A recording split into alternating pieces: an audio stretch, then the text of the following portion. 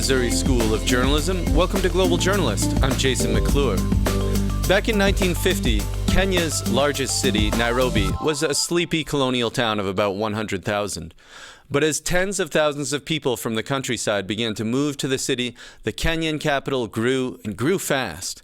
Today, it's a teeming metropolis of around 4 million people, and its population is growing by about 4% a year. But along with all the gleaming new skyscrapers and shopping malls, the city is feeling severe growing pains. About 60% of Nairobi's population now live in slums, often without regular access to clean water, electricity, or sewage systems. Traffic can be a nightmare. What should be a 20-minute drive from downtown to the airport often takes 2 hours. Yet Nairobi is hardly alone. Big cities all across Africa, from Abidjan in the Ivory Coast to Dar es Salaam in Tanzania, are growing very, very fast. And this is due both to high birth rates and an influx of migrants from the countryside. The World Bank forecasts that the number of Africans living in cities will double to nearly 1 billion people over the next 25 years. So on this edition of Global Journalist, we're going to take a look at the huge planning and infrastructure challenges for African cities as they undergo one of the most rapid periods of urbanization in world history. Now, in a few minutes, we'll hear from a panel of guests with different perspectives on this issue. But first, we're going to bring in Nashan Akawa in Nairobi. He's the chairman of the Association of Construction Managers of Kenya. He's also the managing director of Beacon Africa Consultants, a construction management company. Nashan, welcome. Talk to us about how your hometown, Nairobi, how it has changed from when you were a child up until now. I didn't grow up in Nairobi, grew up in the countryside, but I came here over a decade ago when this city is not what it was when I arrived here in the year 2005. Nairobi has changed in the last decade, as you correctly indicate in your preamble, that skyscrapers, traffic, maintenance, city dwellers, slums, everything is happening in the city. In the last decade, it's been a tremendous growth that never seen the last decade or so. So it changed positively and to a large extent negatively. Nairobi, as you mentioned, is really changed a lot, and in some ways that growth, it sounds like, a lot of it has been unplanned, to the extent that the Kenyan government, I understand it, has actually formed this regeneration task force, which has basically gone around over the last year or two and started demolishing a bunch of buildings, including some big shopping malls and large commercial buildings that were built illegally or built in the way of where roads or water lines were supposed to be. Why is this happening? How are people reacting to this? Thank you, Jason. First, I will want to admit from the onset that we have a fairly well-regulated built environment in Kenya. We have acts of parliament, regulations that properly govern us. The issue you're talking about, that's demolition issues, came about because for a long time, slightly over a decade or so, we've been having developments with impunity, where there's total disregard of the set regulations of the land. So we've been having people just constructing on riparian reserve, yet there is a clear law that indicates you cannot do that. People building on road reserves, people building on waterways, and all those things. In the last 1 year, the government formed the regional task force to try and clean these menace and clear the road reserves, clear the riparians that are required by law. Hence the demolitions that you'll be seeing around of the malls, of apartments coming down, of shanties along the roadsides. That has been the problem. It's not that there's no regulations in Kenya or that govern construction industry fairly. It's because the people we mandated as a people to oversight on our behalf through the construction agencies failed us. They failed to do their work. They failed to supervise construction and monitor that no one constructs on riparian reserves or road reserves or waterways. So it sounds like, I'm sorry, Nashan, so it sounds like there are, in your view, there are good laws and good regulations for the development of Nairobi, but the people charged with enforcing them haven't been doing their jobs well. And you mentioned riparian areas or wetlands that have been built upon too. What effect has this had on Nairobi when it rains, the fact that so many of these wetland areas have been built upon? Well, Jason, in the last 2 decades or so, we have faced a city, for example, flooding that is, I would say, abnormal. The high volume surface runoff of water from developments that are unplanned and uncoordinated, and yet our road water systems have remained the same since colonial times. Nothing has changed in our road systems, and yet developments have been built all over without any plan. So it has led to flooding, a lot of flooding. In the last 1 month, the county government has been cleaning waterways and tunnels so that, as we expect the long rain in May, there's no flooding. But we have had flooding for the last 10 years, unprecedented in the last 1 year or so, due to this uncoordinated and unplanned development. So the consequences of not following these regulations is dire. You mentioned traffic. It's worse. It's worse probably in the last 1 year or so. Yeah, well, I want to come back to this issue of traffic because I think this is something that affects everyone that has to move anywhere in a city. Nairobi, as I mentioned, is growing 4 to 5% a year.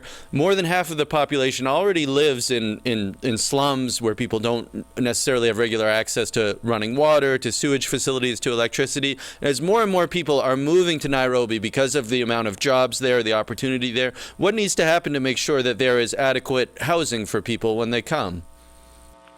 Look, we had a plan, our Metropolitan Growth Strategy Plan of 1973 expired in the year 2000. You realize that close to 18 or so years, this city has been on a growth momentum without a plan. There's no master plan for this city.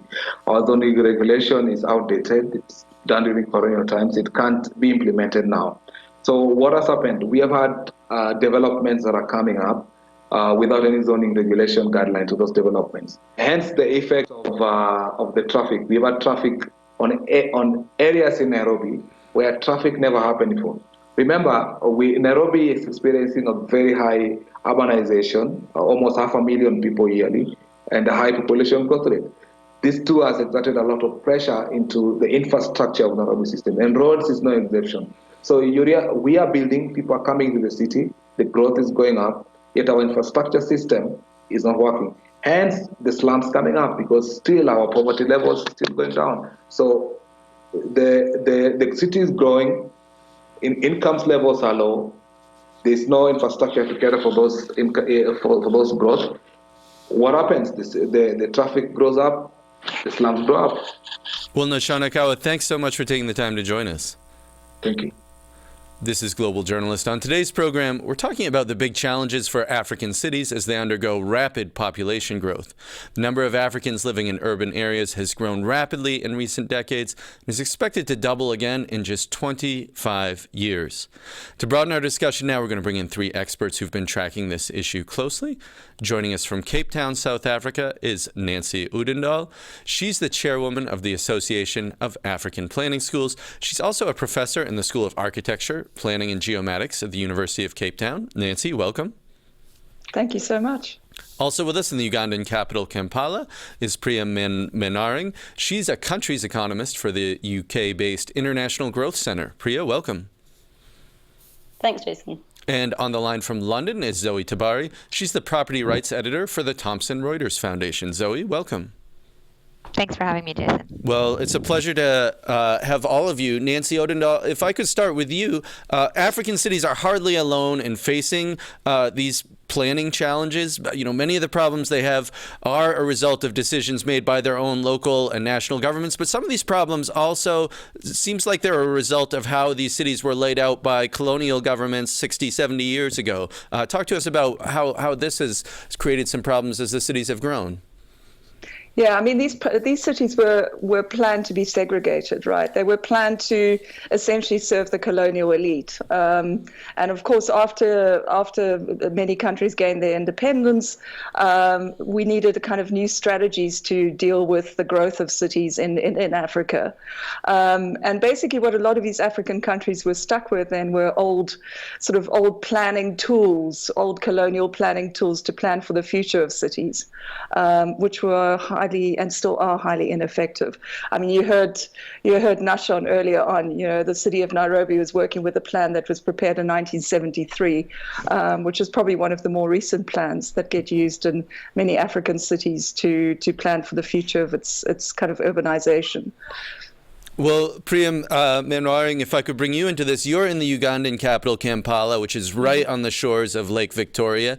And I understand that Kampala's physical footprint has more than quadrupled. Just since the early 1990s, the population has more than doubled. How has the Ugandan government, how has the Kampala and local authorities, how have they done in sort of providing water and sewage and transport for all these new people that have come pouring in? Yeah, I mean, I think it's been a significant challenge, particularly because it's true of basically cities across Africa, but also true in Kampala that there are extremely limited resources that city governments are working with, and they're having to try and plan for the expansion of cities and for people who are coming in who aren't currently there, but will be there in 20 years. And so there's always a conflict that governments have between serving the existing areas where there's urban development and planning for future development. But I suppose the challenge is that when you have rapidly urbanizing cities, you ultimately, the best case scenario would be one in which governments are planning for the future, because it's 3 times as costly to retrofit infrastructure in cities rather than planning for them and planning for people who are about to come. So I think that Kampala is facing similar challenges to cities all across Africa in terms of there being a large amount of population pressure on things like housing, on water and sanitation, on transport in particular in Kampala, and the city governments having limited resources with which to actually address those problems. And Zoe Tabar, you visited a number of cities in Africa for your work. How does this issue of property rights and land tenure, how does this feed into some of the challenges that many African countries are facing? They're very closely connected, Jason. I think, Nashon was talking about the fast rates of urbanization in African cities. And what I think we've seen, not just kind of in Nairobi, but other African cities as well, is that kind of years of rapid growth coupled with, unplanned growth and a lack of or poor infrastructure has meant that in many African cities, more than half of the residents live in slums. And often that's without any title deeds or kind of formal property rights, meaning that when either property developers step in or when city planners have to upgrade areas, those communities often have no means of proving the ownership of their land or of their home, and are the first to go. And that's something we're seeing not just in kind of Nairobi, but frequently in West Africa as well, where, for example, in Accra in Ghana or in Liberian cities, you have a huge part of the population that lives in slums on the coast, which is, of course, fast eroding, and who, when disaster strikes, because they have no title deeds or proof of ownership, have no means of claiming insurance and rebuilding their homes. Well, Nancy Udendal, countries in North America and Europe went through periods of sustained rapid urbanization in the past. How is the urban boom that's taking place in Africa right now, how is it different than what the U.S. and Europe experienced, several decades ago, 100 years ago? Yeah, it's a great question, because the root of urban planning is basically stems from industrialization in England and in North America, and of course much of Europe as well. So what we're dealing with in Africa is informal urbanization largely. You have the kind of growth rates that are really very difficult to prepare cities for. You have under-resourced local governments that are not entirely autonomous either, that have to plan for infrastructure for urban growth. But I think the distinguishing features is around what people come to cities for and what's available to them. We simply don't have the industrial growth and the growth in industrial jobs, manufacturing jobs that accompanied urbanization in northern countries. So informality is here to stay. Yeah, what do you mean by informality? Talk to us about what you mean by the informal economy. So informality relates to to informal housing. So, I mean, I'm not condoning, slum development as a viable option for households, because obviously there's health risks, and slums are often located on very precarious land. But the point is, when people do not have housing available to themselves, they're going to create housing, and it often is on leftover pieces of land or precarious pieces of land that is all that is available to them. And then the other part of the informal, of course, is informal work, street vendors, people working from home, having little shops at home. In South Africa, we call them spaza shops, or people kind of creating jobs for themselves by working in the informal economy in transport and paratransit. In Nairobi, we talk about the matatus. So there's matatus. These are like the little vans that drive around taking people from place to place, sort of an informal public transit system. That's it. So if the if the demand for jobs and the demand for housing is not matched with supply, which it isn't, then people are going to fend for themselves. Yeah, Priya, if you could pick up on this point, because in many countries, sort of throughout history, urbanization, as people have moved to the cities, generally what's happened is that there's been greater economic growth and rising living standards for the people that move to the cities. But in some parts of Africa, that doesn't seem to be the case so much. So explain to us why that is. You're still, by and large, seeing that people's living standards and their incomes are going up when they're going to cities. It's just that it's not nearly in the same way as an engine of growth that you saw in now developed countries. So you'll have, instead of having urban economies driven, as Nancy was saying, by industrial growth and productive jobs, you'll instead see what we sometimes call consumption cities, which are largely driven by people being engaged in low value added services, and which are by definition not tradable across borders. So you'll see lots of in Kampala, for example, there's a huge amount of tailoring businesses, because it would be so expensive to try and trade some of those very specialized services that they can continue to operate in these cities. But ultimately, they're not globally competitive activities, and therefore we're not seeing sort of cities acting as engines of growth, and it's not fulfilling their potential in terms of being able to bring together large amounts of people and workers and connect them in a way that can allow for sort of sharing of ideas and increasing productivity. Okay, yeah. So in some ways, then it sounds like it's hard to create wealth if a big part of the economy is people tailoring each other's clothes or selling each other vegetables in the market or things like that. But Zoe Tabari, if I could talk to you, I wanted to ask you if there are some cities that are maybe models that have done this really effectively, that have faced some of the same challenges that these sort of super cities like Lagos in Nigeria and others in Africa have faced. Like, are there examples of ways to do this urbanization in the best way possible? Absolutely. So I think we're seeing a lot of pockets of innovation in a number of African cities. One of which we reported on recently at the Thomson Reuters Foundation was Dar es Salaam in Tanzania, which up till recently didn't have any traffic signs, speed bumps, or footpaths outside many schools, which meant that children walking outside of school to class were often being hit by cars. And so recently, a small non-profit in Africa kind of got the government's permission to install these features itself, and as a result has reduced child injuries by, I think it's something about like 25% recently. And in fact, last month, I believe they won the US-based World Resources Institute prize, the Ross Prize for Cities this year, which kind of recognizes achievements in urban transformation around the world. So, that's kind of one innovation coming from an African city. Another one which is really interesting, I thought, not necessarily just in terms of infrastructure, but in terms of making cities more inclusive. And I think we're going to see more and more of this as urban populations swell, is something that's called Bicycle Stokvel, which Nancy may have heard of. This is a collective that started in Johannesburg recently, and that uses kind of bicycles to cross the physical and social boundaries that were created by apartheid. So essentially these rides grow up to about a kind of 150 people. Anyone's free to join, and the group provides bikes for anyone who needs one.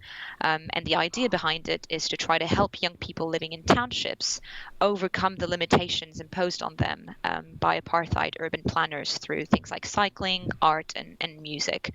Some very different and interesting examples of innovation we're seeing across African cities. A reminder that you're tuned into Global Journalist. I'm Jason McClure. On today's program, we're talking about how African cities will manage what's projected to be a historic population surge in the continent's cities over the next several decades. We're joined by Nancy Odendaal of the Association of African Planning Schools in the University of Cape Town, Priya Menwaring of the International Growth Center, and Zoe Tabari of the Thomson Reuters Foundation. If you're interested in more Global Journalists, check us out online at globaljournalist.org. There you can find our archives and additional coverage of underreported international news and human rights issues. You can also like us on Facebook, where we live stream, follow us on Twitter, subscribe to the podcast on iTunes, or see our videocast on YouTube. Nancy Odendaal, we heard Zoe Tabari talking about this initiative in South Africa involving bicycles as a way of sort of urban regeneration, if you will. But South Africa, of course, has a particularly sort of unique history, given the legacy of apartheid and how separate whites and blacks lived in the country and how formalized the patterns of settlement were there. Talk to us about some of the specific challenges that poses for South Africa. Yeah. I mean, the South African city is typically quite different from cities elsewhere in Africa, and that you do see evidence of a much bigger middle class, and yet you also see evidence of extreme inequality. The city I live in Cape Town, is seen as one of the most unequal cities in the world. So you know the problem is really severe, but there's also many opportunities for tackling the problem. There are more resources. Local government is far more decentralized. So you find that there's more room for kind of innovation at the local government level. And the spatial planning system has moved on to a more sort of strategic form of spatial planning that is quite different from the kind of master planning that we sort of realized does not work that well anymore. So I'm not saying South Africa's got the solution to all the problems, but I think what you are seeing is a kind of genuine commitment to forms of planning that are kind of far more strategic, and that is sort of recognize moments of kind of creativity and experimentation far more. And I think that's largely due to a sort of planning system that had to be completely reworked post-apartheid. So that presented us with an opportunity to change the way we do things. And Priya Menwaring, if I could turn this to you as well. We heard at the top of the program, we heard Noshan Alkawa talking about this regeneration program in Nairobi that basically involved the government knocking down a lot of buildings that had been built illegally in the pathway of where roads were supposed to go, or on top of parks, or shacks right next to. Obviously, that's very politically difficult. I know that in a number of countries, basically, it sounds like the plan has been to just sort of start over and to create these new sort of satellite cities on green fields in the countryside. Talk to us about that. What are some of the advantages or disadvantages of that approach?